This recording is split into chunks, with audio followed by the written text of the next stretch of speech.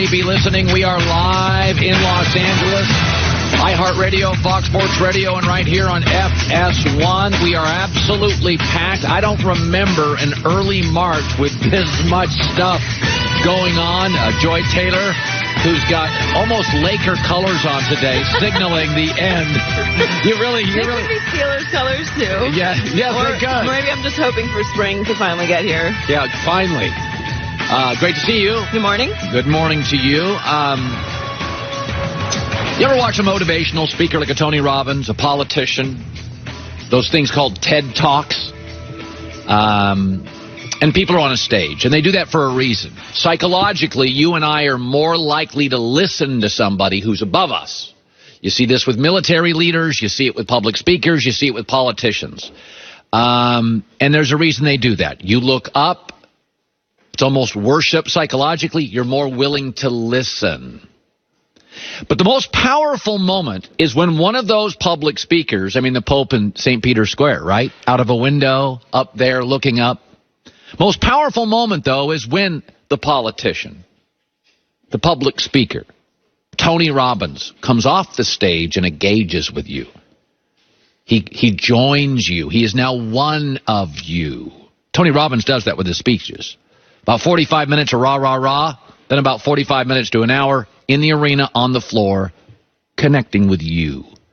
That's what the great ones do. The great politicians do it. The great speakers do it. The great TED Talkers do it. LeBron James has been the best player in the NBA, I'd say, for about 13 years. He has been on a stage. Players look up to him. Players listen to him. All eyes are on him. They follow him politically. They follow him financially. They follow him professionally. But the downside to being on that stage is all eyes are on you, and there is a great burden and a great responsibility. LeBron James this year has never stepped off the stage. He's had a lousy year as a leader. Not as a player. He's still very good. He failed to connect. He failed to engage his young teammates. He failed to mobilize, galvanize the locker room.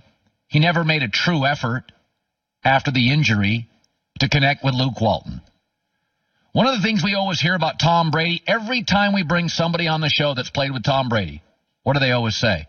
He walks up to the rookies, "Hi, I'm Tom Brady." And they're like, "Yeah, I know. Yeah, I know. I have your jersey in my bedroom as a kid." Tom is stepping off the stage. He's connecting with you. I noticed it first with Obama about 10 years ago. I'm like, man, does that guy get it? It's not just about the stage. It's about stepping off it. Do a selfie. Do a high five. A hug. The great ones do it, and they get it. LeBron's never stepped off the stage. He's always been a great player, and I've always loved LeBron, and I've always defended him to the core that he's actually a very good leader. Players follow him. They should. He's usually right. But he had a bad year as a leader, and that's okay. He hadn't had a bad year as a player. LeBron's still great. But in Los Angeles, it's been a conveyor belt of side projects. I've yet to see a Laker in any of them. Not even a walkthrough for Kyle Kuzma in a movie. It's been joining other stars. Hi, I'm up here in the stratosphere. Look at me. I'm a mogul. Yeah, I get it. I get the mogul stage. I started talking about it years ago. I get it. The show-off stage, the win a Grammy stage, I'm kind of a mogul now. I defend it. I like it. But this has been a really, really bad year for LeBron as a leader. His imagery with Luke Walton, distancing himself on the bench and in timeouts. That moment against Phoenix when he inbounded the ball and threw it off the backboard.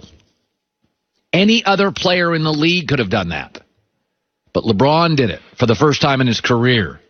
It was not a coincidence. LeBron, instead of leading, was basically sending a message. I'm done. The problem is LeBron was done about the All-Star break. Great player, great guy, a lot of great qualities, great guys around him, great brand, great net worth, great mind. There's a lot of great with LeBron. He's a lousy leader this year. Got to step off the stage, dude. Got to be one of the peeps, dude. Take a lesson from the football guy who's got 6 titles. And by the way, I'm often critical of Michael Jordan. But I always felt Michael Jordan, when he was with the Bulls, he was all in.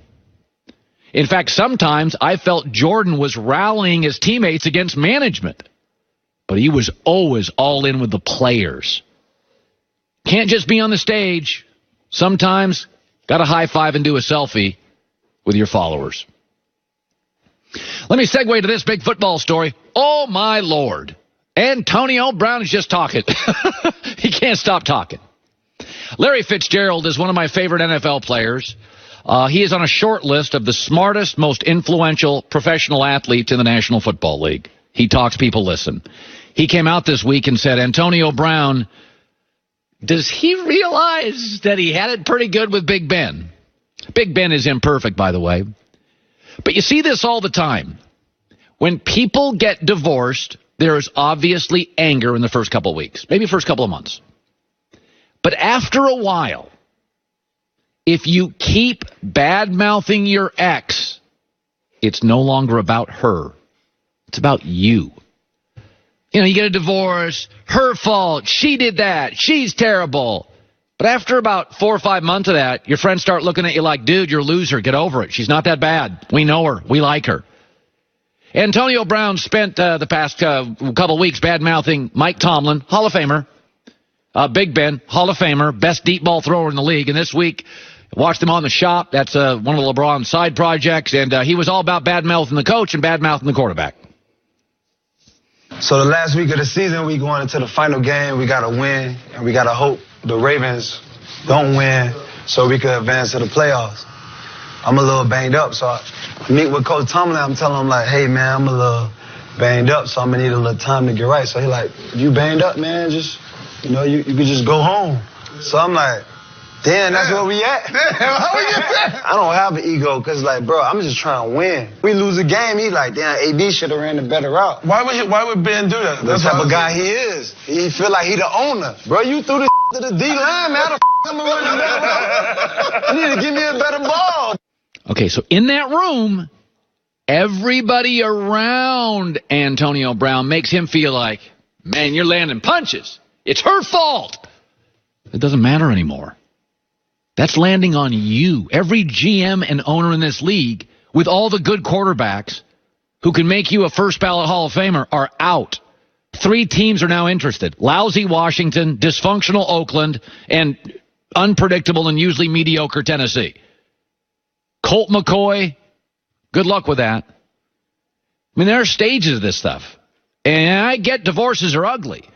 But you're way past the finger-pointing stage. You think now you're landing punches. Yeah, I am telling people Mike Tomlin's no good. He actually is pretty good. I'm telling Big Ben's a jerk. Yeah, maybe he's a jerk, but he's a Hall of Famer. Like, at some point in the divorce, okay, you divvy up the furniture, you hire lawyers, but if you keep bad-mouthing people, all your buddies in the room are like, yeah, you nail it. But it lands on you. You look needy. You look mean-spirited. You look insecure. And that may land in the room with LeBron and all the fellas, but I'm telling you how it's landing around the NFL is no thanks. Pass.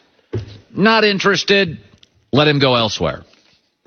Oh, by the way, in a separate interview this weekend, he said, but he doesn't even need football. Really? I don't even have to play football if I don't want, bro. I don't even need the game.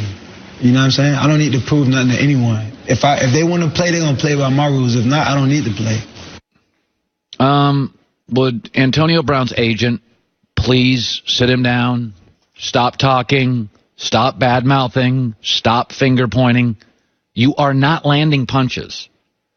You're not. No matter what your buddies are telling you. You're not landing punches here. You look needy, insecure, individual over team, me over we. It's a horrible look. But, you know, it gets big laughs in the room.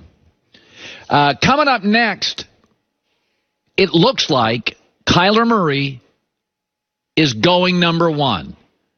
It looks like Arizona is moving off their rookie quarterback. The very, very latest coming up. It's always good to have lots of information. It is always good to be, as they say, in the know. But it's especially important when it comes to your personal information, like your social security number. That's why Discover is here to help. They send an alert if they find your social security number on any one of thousands of risky websites. And best of all,